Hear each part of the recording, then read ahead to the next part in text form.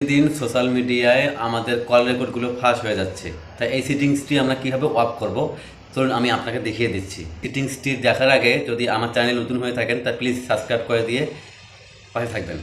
আপনারা সেটিংয়ে আসবেন, সেটিংসে আসার পরে এখানে আপনি একটু স্ক্রল করে আসবেন, নিচে আসবেন, নিচে আসার পরে দেখবেন যে এখানে গুগল অপশানটি আছে, গুগল অপশানে ক্লিক করবেন। তারপরে এখানে দেখবেন যে আপনার জিমেলটি আছে, জিমেলটাতে আপনারা ক্লিক করে দেবেন।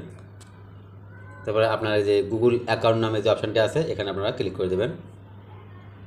একটু স্ক্রল করে নিচে আসবেন, নিচে আসার পর দেখবেন যে এখানে ডাটা অ্যান্ড প্রাইভেসি লেখা আছে, এখানে আপনারা ট্যাপ করে দেবেন। তারপর আবার একটু স্ক্রল করে আসবেন, আসার পর এখানে দেখবেন যে ওয়েব অ্যান্ড অ্যাপ অ্যাক্টিভিটি, এখানে আপনারা ক্লিক করে দেবেন।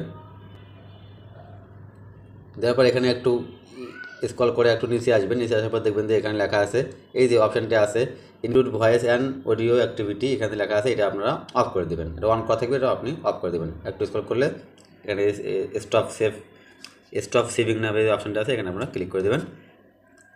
তারপর হোয়াট ইট করে দেবেন, ব্যাস ওকে। আপনার কল রেকর্ডগুলো আর ফাঁস করতে পারবে না।